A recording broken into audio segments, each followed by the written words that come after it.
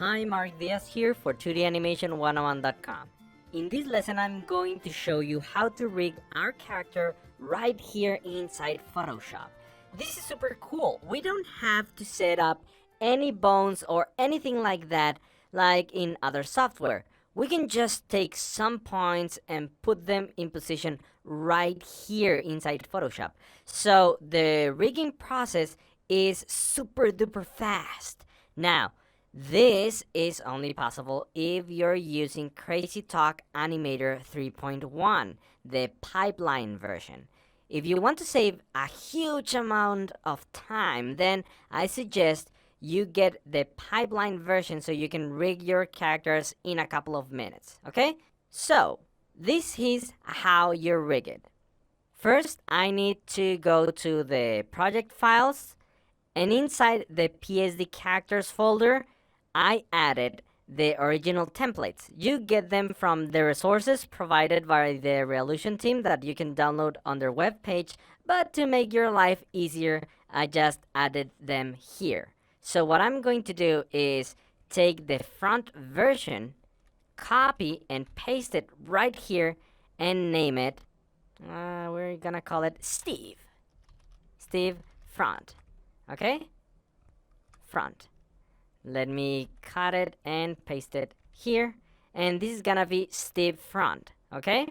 I double click to open it. And then check this out. All I do is take every single layer. I select every single layer, right? And then I click and drag into this project where I'm going to rig it. There we go. Now let me adjust the size a little bit. And as you can see, this character is a little bit out of proportion. Don't worry. All we need to do is put the points in the correct place. So I'm going to do that. Let me put it. I'm focusing on this little area right here. I want the feet to be in this little vase. Okay, that is representing the ground. And now I'm going to select all those layers, and then click and drag to put them on top of the folder RL image, okay, right here. And then all I do is drag each one to, you can see this folder, the RL image, and this has many folders, and all I have to do is drag, for example, the hip will be dragged into the hip folder, and so on.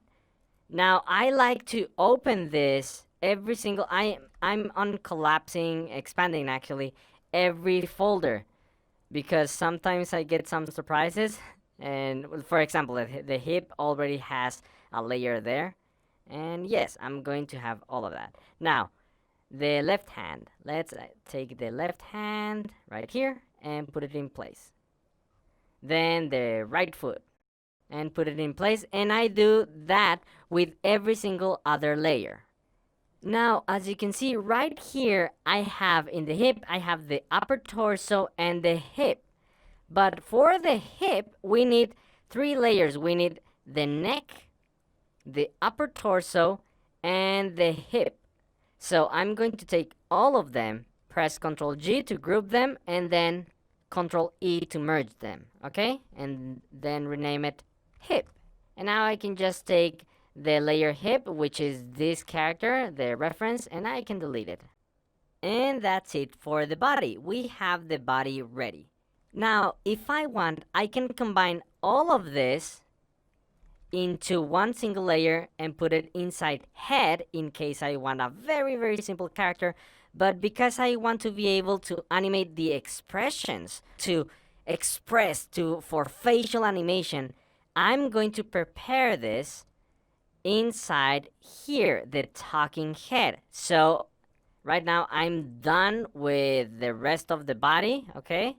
This is done. Woo! Now I can collapse that folder, and now I can expand this layer, the talking head. In here we have the bones, and then you can see this is the head image. Let me expand it, and then all of these layers which belong to the head will go here. But for the mouth, I'm going to change this mouth. Let me just select that mouth and delete it, and import mine right here, mouth, there. Okay, and now I just have to drag each one into its correct folder. Let's do this real quick and fast forward, okay? Now for the hair, I'm going to drag and drop in front hair, and then the face, and I'm done. Okay, now this is a bit tricky. Some layers are not going to be showing in Crazy Talk Animator. Let me tell you why.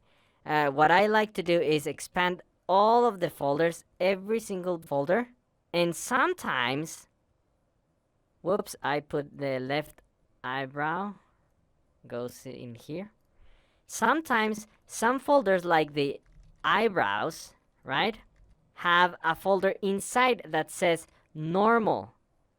That's where this layer has to go. I have to select it and put it inside there. If I have it outside normal, it's not going to be showing in Crazy Talk Animator. So what I need is to click and drag and put it inside normal. And I do that for every single other one. And for the eyes, because I'm using very simple eyes, just a little black circle, I just click and drag into iris. If you want, you can use more complicated eyes that have white, right? You will put those layers right here, okay? I just like very simple characters. And so I do this with, actually the mouth is perfect. And then I do with the nose, put to normal, face, the face is okay, and everything else is okay.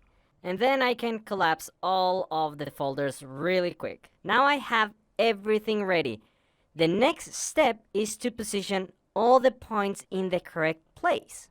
I'm going to start with the points of the face, which are these guys right here. I'm going to put every point in the correct place of the face, okay? Those are found, we have two layers for the bones. One for the face, which is head bone, and another which is bone human. Those two folders are the ones that contain these points, okay? The sync points for your rigging. So I'm going to actually select all those points and put them around here so it's easier for me. And now I can just select, for example, the front hair, and this is going to be on the top of the hair.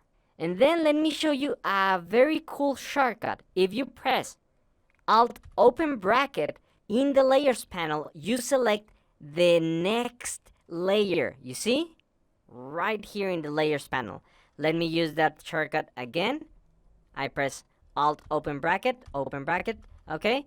So I like to have, I'm gonna be using this shortcut a lot. So I just press Alt open bracket, and then I position the brow. Then the next layer, whoops. Then the next layer. You see, this makes it very, very easy for me to do this process very, very quick. Now, very interesting, the face has to go right here. Let me show you the intersection. This has to be in the exact intersection of the head and the neck. Okay, let me show you. I'm gonna select the face, which is this one. Yes. Let me hide the bones and show you like this. I'm going to select this layer and lower the opacity. And as you can see right here, this is not in the correct place. I need this layer, the face,